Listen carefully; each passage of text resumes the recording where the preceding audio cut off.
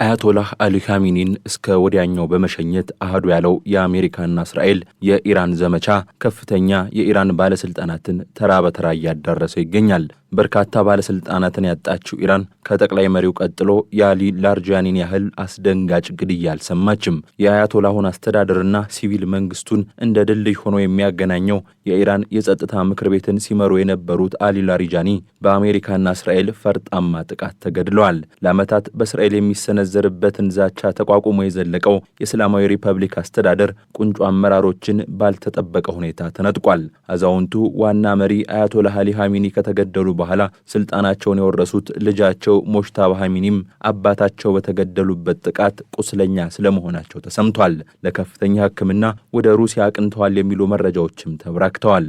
የነብርን ጅራት አይዙም ከያዙም አይለቁም በሚያሰኘው በዚህ ጦርነት አሜሪካና እስራኤል በኢራን ያገዛዝ ለውጥ እስኪመጣ ዘመቻቸውን እንደሚቀጥሉ እየዛቱ ይገኛሉ።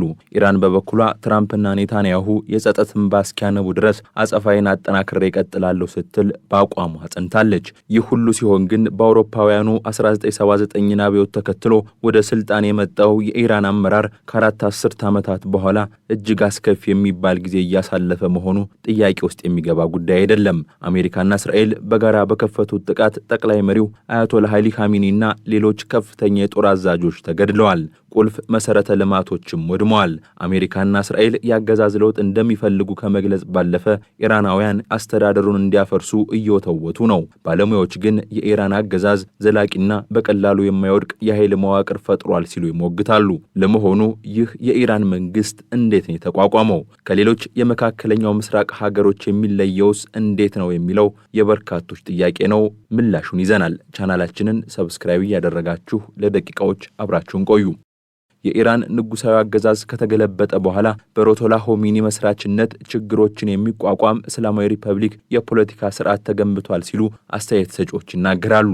ይህም በጥብቅ ቁጥጥር ስር ያሉ ተቋማትን፣ ርዕዮተ ዓለማዊ አስተምህሮችን፣ የልሂቃን አንድነትንና የተበታተነ ተቃዋሚን ያካተተ ነው። የጠቅላይ መሪው የአሊ ኻሜኒ ልጅ ሞጅተባ ኻሜኒ አባታቸው ከተገደሉ ከሳምንት በኋላ ተተኪ ሆነው ለመንበሩ ተሰይመዋል። የአባታቸውን ጠንካራ አገዛዝ እንደሚቀጥሉም በሰፊው ይጠበቃል። ባለሙያዎች እንደሚሉት ከሆነ እንደ ቱኒዚያ፣ ግብጽና ሶሪያ ካሉ የቀጠናው ሀገራት በተለየ መልኩ ኢራን በርዕዮተ ዓለም በሚመራ የደህንነት መዋቅሯ ምክንያት የውጭ አደጋዎችን መቋቋም ችላለች። ኢራን በአንድ ሰው ላይ ካተኮረ አምባገነንነት ይልቅ ዘርፈ ብዙ አምባገነንነትን ትከተላለች። ይህም በፖለቲካዊ እስልምና ደጋፊዎችና በጠንካራ የኢራን ብሔርተኝነት ጥምረት መካከል የቆመ ነው ሲሉ መቀመጫውን በቴህራን ያደረገው የፈረንሳይ ኢራን የምርምር ተቋም የቀድሞ ዳይሬክተር በርናርድ ሁርኬድ ተናግረዋል።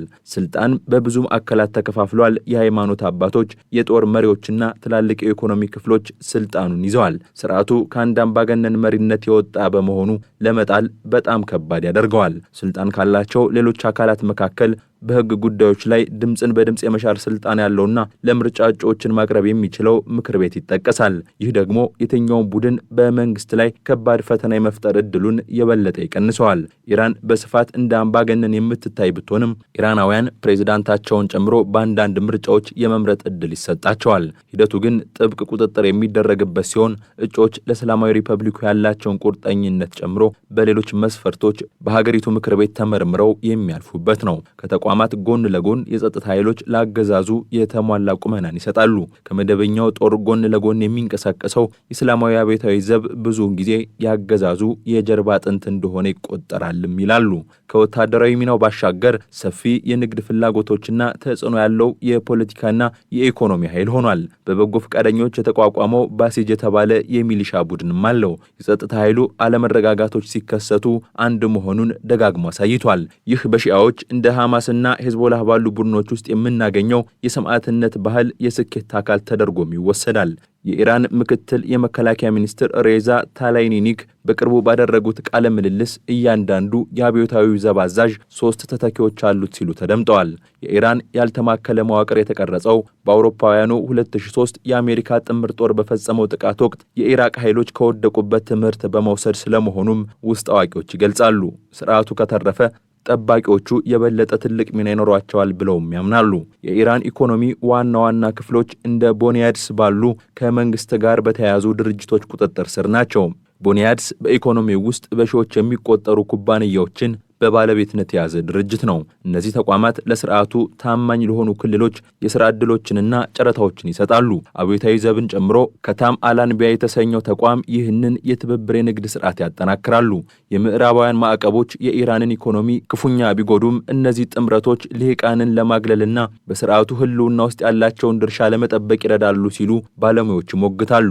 ስርዓቱ በጣም ጠንካራ ስለሆነ ምንም አይነት ክህደት አንመለከትም የሚለውም የበርካቶች አስተያየት ነው። ሃይማኖት ደግሞ ስልጣንን በመጠበቅ ረገድ ትልቅ ሚና ይጫወታል። አብዮቱ የመንግስትን የዓለም እይታን በመቅረጽ የሚታወቁ የሃይማኖት የፖለቲካና የትምህርት ተቋማትን መረብ ፈጥሯል። በጣም የቆየ በጣም ጠንካራ የርዕዮተ ዓለም የቢሮክራሲ የአስተዳደር መዋቅር ያለው በመሆኑም ስርዓቱን ጠንካራ እንደሚያደርገውም ይገልጻሉ።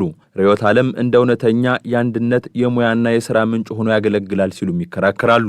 በታሪክ የኢራን ተቃዋሚዎች የተከፋፈሉ ናቸው። እነዚህም የተሃድሶ አራማጆችን፣ የግራ ዘመን ቡድኖችን፣ እንደ ኢራን ብሔራዊ ምክር ቤት ያሉ የዲያስፖራ እንቅስቃሴዎችንና የተለያዩ የጎሳ ድርጅቶችን ያካትታሉ። ይህ መከፋፈል ለረጅም ጊዜ የቆየ ነው ሲሉም በአውሮፓ የውጭ ግንኙነት ምክር ቤት ከፍተኛ የፖሊሲ ባልደረባ የሆኑት ኤሊ ጌራንማይህ ይገልጻሉ። ከአብዮቱ በኋላ የፖለቲካ ፓርቲዎችን ስለመፍጠር የሚደረገው ክርክር ወደ ጎን ስለመባሉም ይናገራሉ።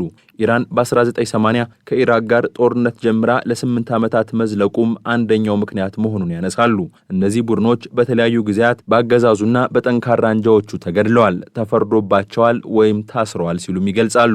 ባለፉት ዓመታት እንደ 2009 የአረንጓዴ ንቅናቄና በ2022 የማህሳ አሚኒን ሞት ተከትሎ የተካሄዱት ሰልፎች በስርዓቱ ላይ ከፍተኛ ተቃውሞ ቀስቅሰዋል። እነዚያ ተቃውሞዎች አመራር አልነበራቸውም፣ ከባድ የመንግስት ክንድም አርፎባቸዋል። ዘንድሮና ባለፈው ዓመት የተደረጉት የተቃውሞ ማዕበሎች ግን በሟቹ የሻህ መሪ ልጅ ያቀረቡትን ጥሪ ተከትሎ የተካሄዱ ናቸው። ኢራን በክልል ውስጥ ያሉ እጅግ ዘመናዊ የክትትል ስርዓቶችን ትጠቀማለች። የኢንተርኔት መዘጋት፣ በሰው ሰራሽ አስተውሎት የሚታገዝ የነቃ ክትትልና የሳይበር ጥቃቶች በውጭ ሀገር ያሉ አንቂዎችን ኢላማ አድርገዋል። ለዓመታት በርካታ ኢራናውያን በአፍጋኒስታንና በኢራቅ የነበረውን የአሜሪካ መራሹ ጣልቃ ገብነትን ውጤት ከተመለከቱ በኋላ የአገዛዝ ለውጥ እንዲኖር ያላቸው ፍላጎት መመናመኑን ጌራንማይህ ይገልጻሉ።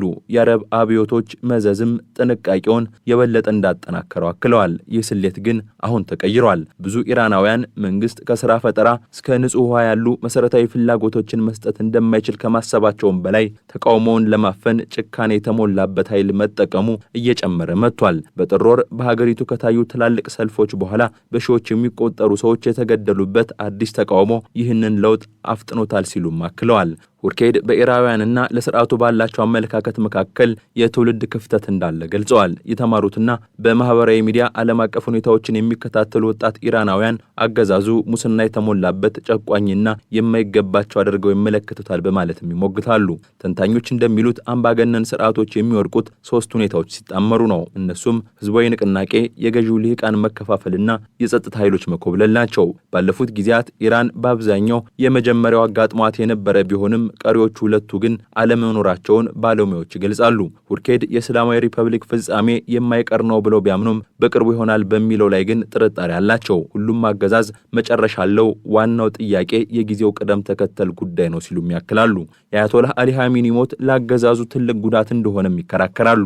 እንደሱ ያለ ሌላ ሰው አይኖርም፣ የሱ ተተኪ ኻሜኒ የነበረውን አይነት ስልጣን በፍጹም አይኖረውም ሲሉም ሞክታባ ኻሜኒ ትልቅ ፈተና ውስጥ መሆናቸውን ይገልጻሉ።